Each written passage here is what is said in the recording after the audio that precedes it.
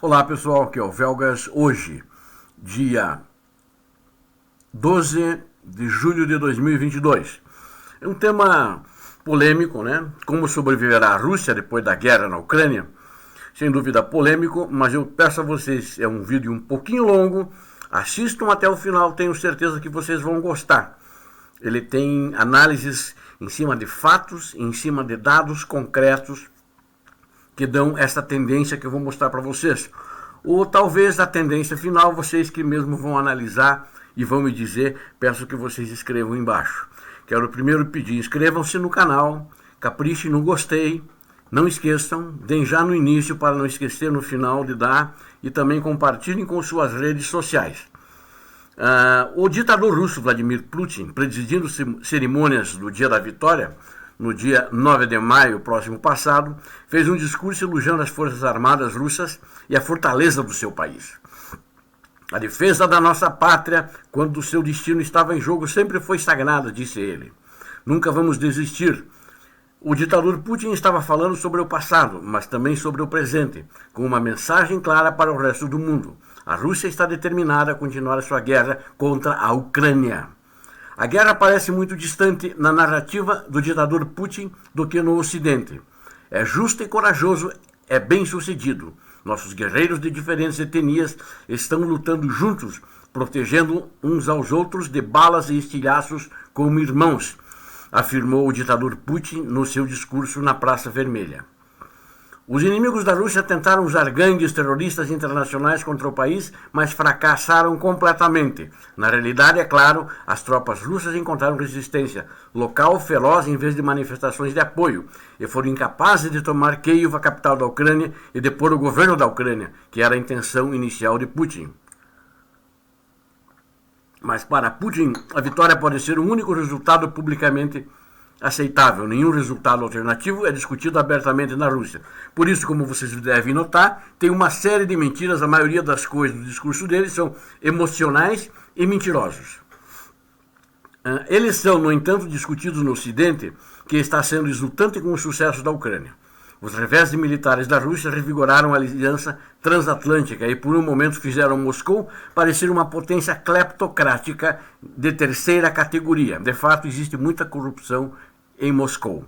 Muitos formuladores de políticas e analistas estão quase sonhando que o conflito pode acabar não apenas em uma vitória ucraniana, mas eles esperam que o regime de Putin sofra o mesmo destino que a União Soviética. Colapso. Essa esperança, evidentemente, nos muitos artigos e discursos que fazem comparações entre a desastrosa guerra da União Soviética no Afeganistão e a invasão da Ucrânia pela Rússia. Acho que são coisas diferentes. Parece ser uma motivação latente para as duras sanções impostas à Rússia. E sublinha toda a conversa recente sobre a nova unidade do mundo democrático. Sem dúvida, a Ucrânia pode vencer, mas não dá para comparar com a guerra do Afeganistão, como eu li aí, tem muitos autores comparando. A guerra, segundo a lógica, minará o apoio público ao Kremlin à medida que as perdas aumentam e as sanções destroem a economia russa. Cortados do acesso a bens, mercados e cultura ocidentais, tanto as elites quanto os russos comuns ficarão cada vez mais fartos de Putin, talvez saindo às ruas para exigir um futuro melhor. Eventualmente, Putin e seu regime podem ser postos de lado em um golpe ou em uma onda de protestos em massa. Análise detalhada entregue semanalmente. Esse pensamento é baseado em uma leitura da história. É importante, e eu acho que o Putin não leu a história e não aprendeu com a história. Ele apenas conta as mentiras e acredita que elas sejam verdadeiras. A União Soviética não entrou em colapso pelas razões que os ocidentais gostam de apontar também. Eu queria deixar isso claro.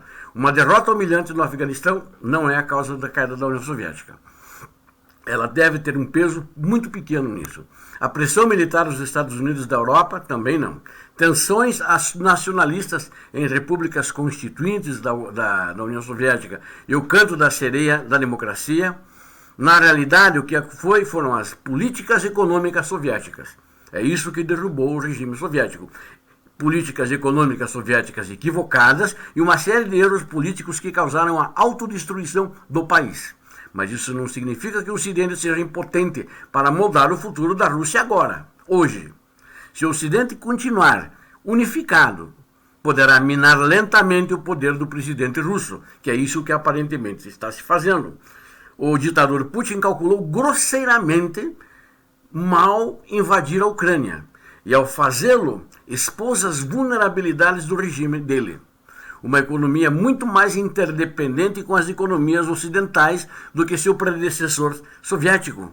Jamais foi um sistema político altamente concentrado que não possui as ferramentas para a mobilização política e militar que o Partido Comunista tinha, o Partido Comunista Soviético.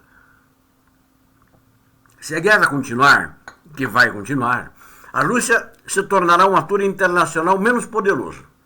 Uma invasão prolongada pode levar ao tipo de caos que derrubou a União Soviética, mas os líderes ocidentais não podem esperar uma vitória rápida, a Ucrânia não pode esperar uma vitória rápida e decisiva. Eu acho que vai acontecer uma guerra de atrito no leste europeu que vai durar um certo tempo, como muitos já têm escrito sobre isso. Muitos analistas importantes. Eles terão que lidar com uma Rússia autoritária, ainda que enfraquecida no futuro próximo, ou seja, a Ucrânia e o Ocidente, mesmo depois que tudo isso terminar, vai ser uma Rússia autoritária, vai ser enfraquecida, mas por alguns anos vão ter que lidar com esse tipo de Rússia, com essa Rússia. Os Estados Unidos e a Europa, muitos dos especialistas daquelas regiões e países supõem que o colapso da União Soviética foi predestinado. Nesta narrativa, a União Soviética estava fossilizada econômica e ideologicamente. Suas forças armadas estavam sobrecarregadas. Levou tempo para que as falhas econômicas e as contradições internas destruíssem o Estado, mas à medida que o Ocidente aumentava a pressão sobre o Kremlin, por meio de aumentos militares, o país começou a ruir.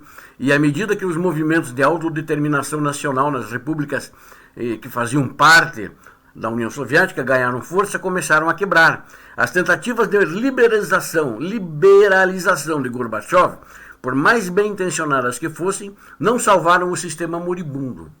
A União Soviética nunca poderia competir com um sucesso militar ou tecnologicamente com os Estados Unidos e seus aliados, como nunca conseguiram chegar juntos, né? Sempre estavam atrás tecnologicamente. Os líderes soviéticos realizaram trabalho para alcançar o Ocidente, mas seu país sempre ficou para trás. No campo de batalha de ideias e imagens, a liberdade e a prosperidade ocidentais ajudaram a acelerar o fim da ideologia comunista, pois as elites soviéticas mais jovens perderam a fé no comunismo e ganharam um grande interesse por bens estrangeiros, cobiçados, viagens e cultura popular ocidental.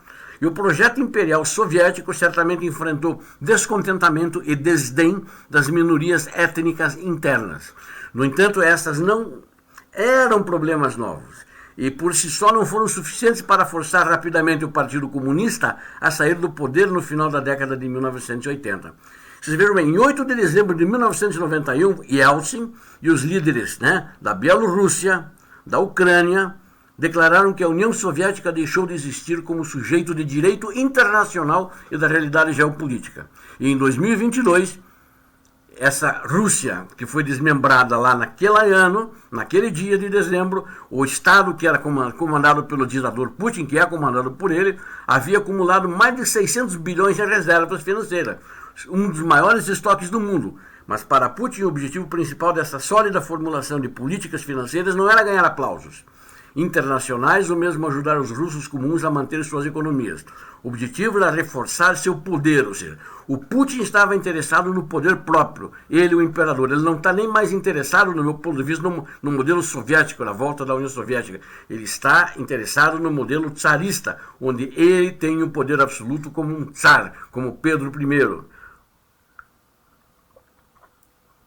Putin usou as reservas acumuladas para restaurar os nervos do Estado autoritário, aumentando os serviços de segurança, expandindo a indústria militar e de armamento da Rússia e pagando o chefe da Chechênia, Ramzan Kadyrov, e seus paramilitares para manter a Chechênia. Na realidade, a conquista da Chechênia foi pagando esse líder, que inclusive ficou contra o pai dele e tem o sangue da família nas mãos. Que esse Kadyrov a Chechênia é um outro pilar da ditadura do Kremlin, no meu ponto de vista.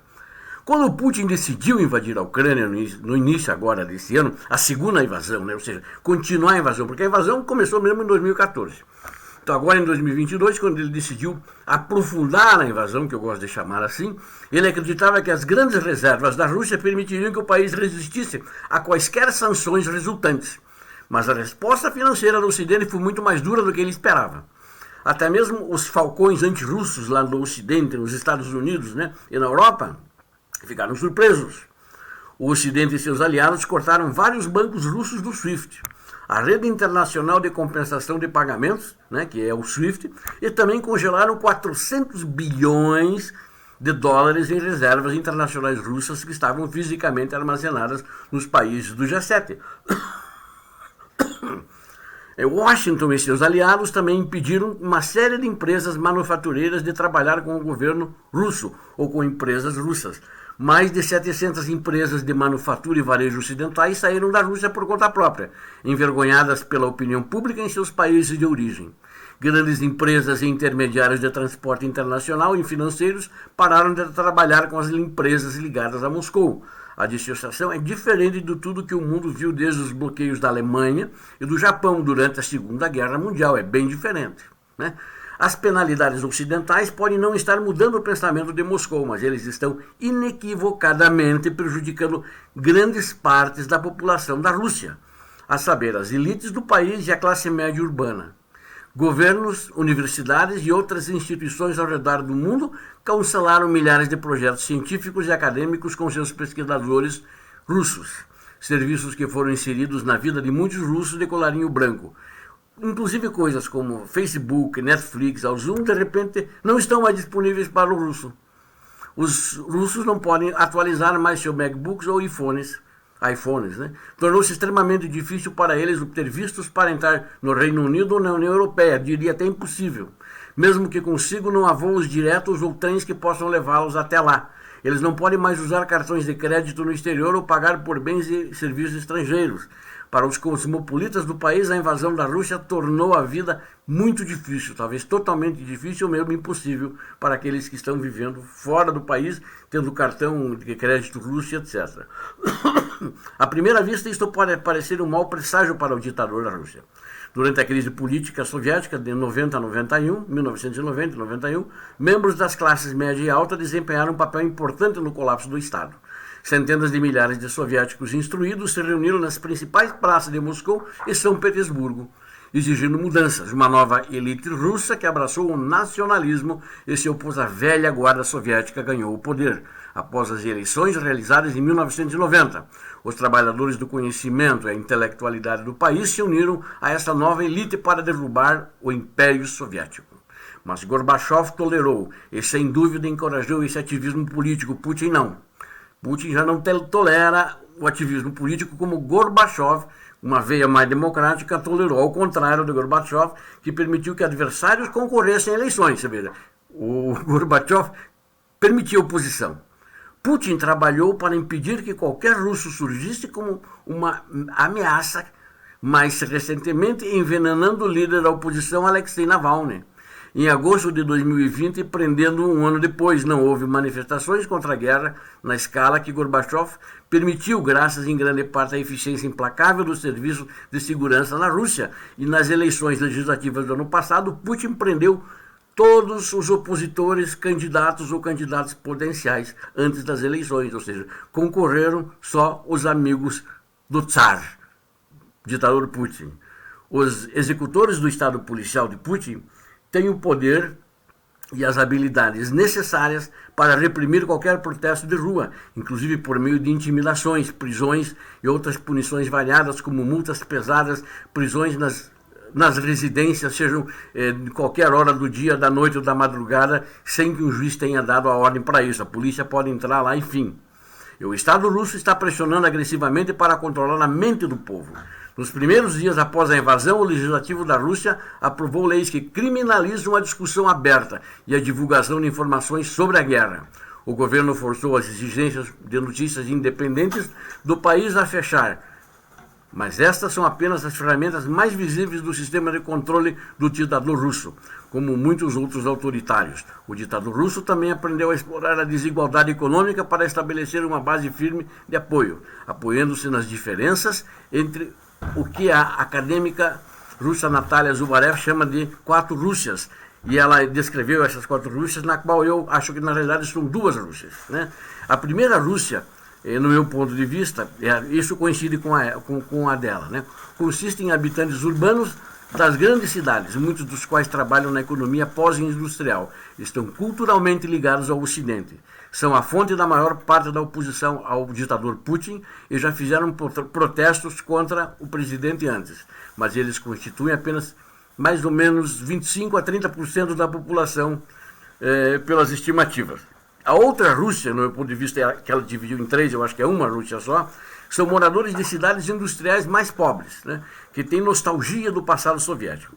Pessoas que vivem em cidades rurais em declínio, e não russos multiétnicos no norte do Cáucaso, incluindo a Chechênia, e no sul da Sibéria. Os habitantes dessas 3 Rússias, né, ou melhor, dessa outra Rússia, que eu digo, esqueçam as 3 Rússias, eu estava vendo aqui ao mesmo tempo o texto dessa doutora, apoiam predominantemente Putin porque dependem de subsídios do Estado e porque aderem a valores tradicionais de hierarquia, religião e visão do mundo, os tipos de posições culturais que Putin defendeu no governo imperialista e nacionalista implantado por ele e sua organização criminosa no Kremlin. Propaganda que se acelerou desde o início da invasão da Ucrânia. E nessa propaganda, as notícias sobre o que de fato está acontecendo na Ucrânia não são veiculadas na Rússia. O ditador Putin, então, não precisa se envolver em repressão em massa para se pander do comando. De fato, reconhecendo a aparente futilidade de se opor ao Estado, muitos membros da primeira Rússia que estão fartos do ditador Putin estão simplesmente saindo do país, ou podemos dizer, fugindo do país, né? Um desenvolvimento que Putin apoia abertamente que eles vão embora. Inclusive o Putin já declarou, vamos dizer assim, publicamente, que sua partida desses quase 30%, a Rússia tem 140 milhões de habitantes, tá? Entre 25% a 30%. Como é que o Putin disse? A partida dessas pessoas é uma autopurificação natural e necessária da sociedade russa de uma quinta coluna pró-Ocidente. E até agora a invasão pouco fez para corroer seu apoio entre a outra Rússia, né? A maioria dos membros desses grupos não se sente conectada à economia global e, portanto, não se incomoda com a excomunhão da Rússia pelo Ocidente por meio de sanções e proibições.